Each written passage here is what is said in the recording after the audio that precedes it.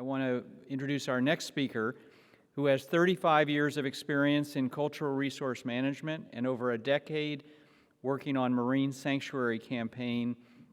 Her experience guides the Northern Chumash Tribal Council's multifaceted work in California and beyond. Please give a warm welcome to the Tribal Chair of the Northern Chumash Tribe Council and the nominator of the proposed Chumash Heritage National Marine Sanctuary, Violet Sage Walker.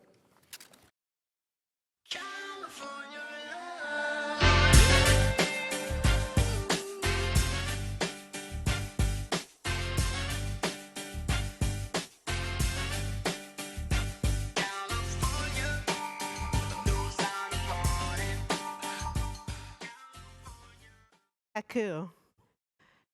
I must say, the speed at which this conference was put together, if that's any indication at the speed and our ambition in California, I think we're on the right track, because I just told them what song I wanted to have played.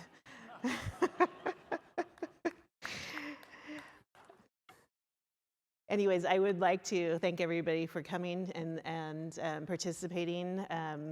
On behalf of the indigenous communities around Sacramento and in California, I'd like to just acknowledge the land and the people that are here and always have been here, and welcome all the offshore wind people to this territory. We are the Chumash people who have been living on the west coast of the central coast of California since time immemorial. We are a maritime people. We consider ourselves the guardians of the Western Gate, Point Conception, Humquac, our sacred place where we send our ancestors to journey into the afterlife, in particular, Point Conception, Simili-Quash. We have been standing on the shores since time immemorial, sending prayers across the ocean. It's the teaching of our people that when you stand with your feet in the water and pray, that your prayers are sent around the world. This is one way that we believe indigenous people share connections around the world. We believe we are all interconnected with life on this planet, and we are all connected with an obligation to do better and to take care of the places that we live. I mention this because of the interconnectedness here in this room, how a million players and pieces all suspended together connect and depend upon each other to be successful. And in order to make something as big as offshore wind, 25 megawatts of power, a reality, we all need each other to be successful at this historic convergence of wind and water. Our people have always been environmental stewards. Our lives depend on balance, but today tribal communities around the world are addressing massive climate change, dealing with water quality issues, year-round fire dangers, collapsing fisheries, trying to help everyone embrace better land management practices in order to provide healthy and thriving places for all people. The great irony of the situation is that we have been fighting problems that we did not create, nor did we support in the first place, and we've been trying to protect our homeland, including the ocean. My father and I have been working on wind energy consultation for as long as we've had the nomination for the Chumash Heritage National Marine Sanctuary in 2015. And our primary concern is that wind farms do not derail conservation efforts of marine sanctuaries and marine protected areas, of coastal tourism, or damage the biodiversity of our coastline and our fishing communities. In short, we don't want to get married until we have been dating offshore wind for a while. We don't want to make bad decisions for our next generations. The decisions that we are making today will affect our children's children's, and we want to make sure that there are no regrets. We don't want to replace offshore oil with something that's potentially more environmentally damaging. We were the people at the 1969 Union oil spill in Santa Barbara that started the modern-day environmental movements, including Earth Day. We were at subsequent oil spills, doing everything we could to help, taking care of our animals and fish relatives, praying for their safety and their return to the ocean. The 1969 oil spill was a catalyst that helped change the status quo. An environmental historian, Adam Rome, said, "I think the oil spill was the ultimate, most important series of accidents or problems that made us realize that a lot of modern technologies that seemed miraculous posed unprecedented risk to the health and environment and to ourselves, ultimately." And this was the time Americans began questioning whether pollution is a simple byproduct of a robust economy. And today, my generation is forced to deal with the consequences of 50 years of inaction on switching from carbon consumption to renewables. But that's where we stand today, and our tribal people and communities of color stand disproportionately to bear the burdens of environmental pollution around ports, around nuclear facilities, around oil and gas facilities, around pesticide-polluted waters, and now around lithium mines. So we ask to support green energy, and we want to support your green energy because we must. But we also must remember and speak about our experiences and our warning signs.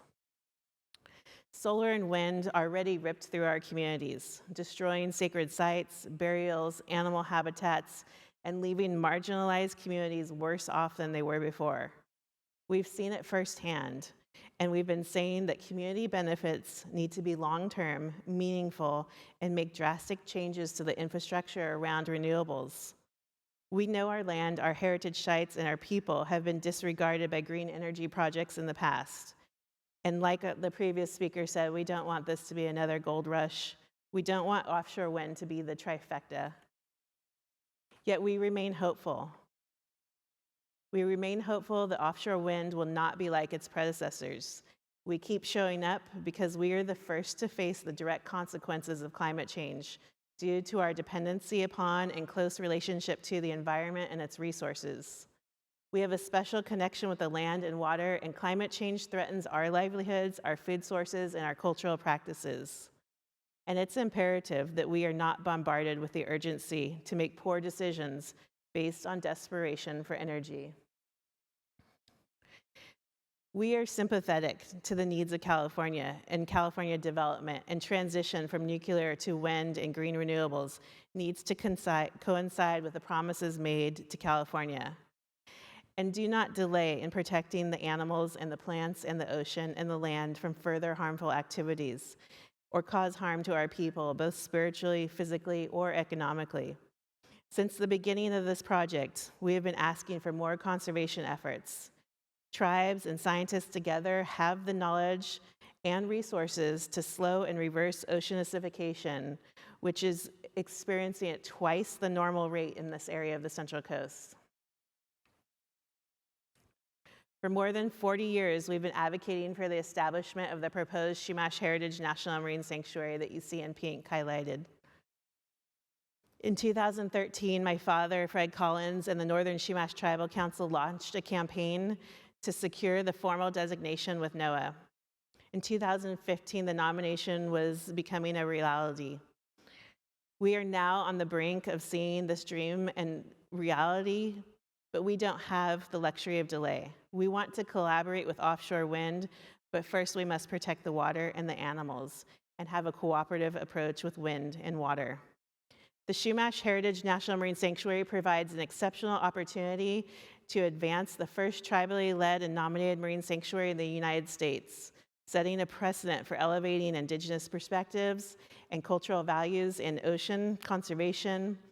The proposed sanctuary will address the global biodiversity problems and accelerate nature-based solutions through intensive partnerships and collaborations among federal, state, and local governments, California Native American tribes, and the wind farm leaseholders. With the baseline data and continued monitoring, it's difficult to estimate the impacts or provide mitigation measures before extensive damage is done. But the monitoring must continue through the development and implementation of the entire lifetime of the offshore wind farms.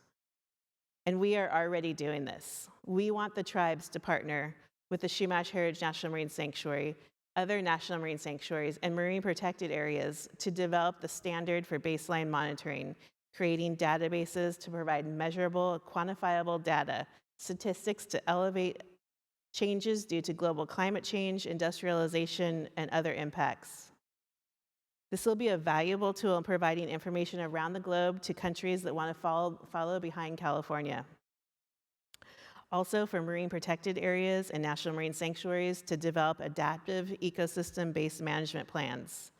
This baseline monitoring will provide pre-survey of the ocean and wildlife conditions, intense biodiversity and water quality sampling and metrics, and follow-up monitoring that will provide valuable information about changes to the baseline metrics and assist decision makers in targeting problem areas to determine mitigation efforts. But there must be resources and mandates for ongoing monitoring, and this is a way our people can contribute to offshore wind. That the wind farms will be sited with careful environmental consideration and consultation, and that there needs to be an ongoing collaborative partnership for the next 40 years with leaseholders, set up to look like stakeholder engagements, meaningful mitigation measures, community benefits, and Indigenous representation on all boards and oversight commissions. Our family and allies have been trying to protect the ocean and homeland since the time immemorial. I'm the 5th generation to work on this collaboration. And today I'm happy to have some really excellent news. And I'd like to share with you a preview of what you'll read tomorrow. Senator Carbajal, Feinstein, Padilla, California Democrats urge the California Department of Commerce to prioritize the designation of the Chumash Heritage National Marine Sanctuary.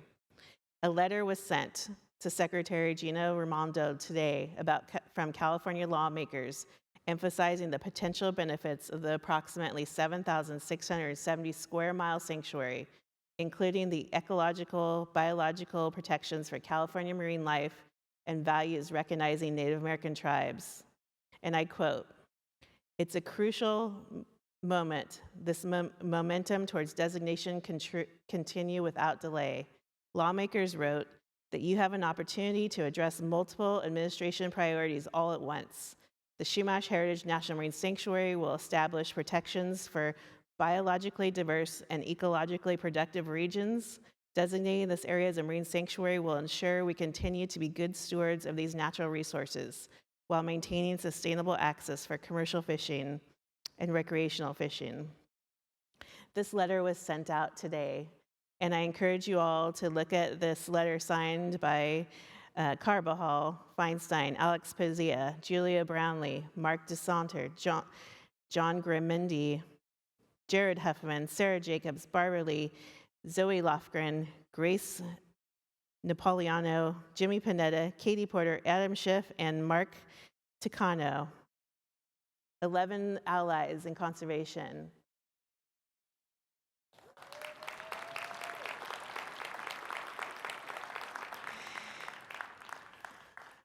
Thank you again for your time, and enjoy this good news with us.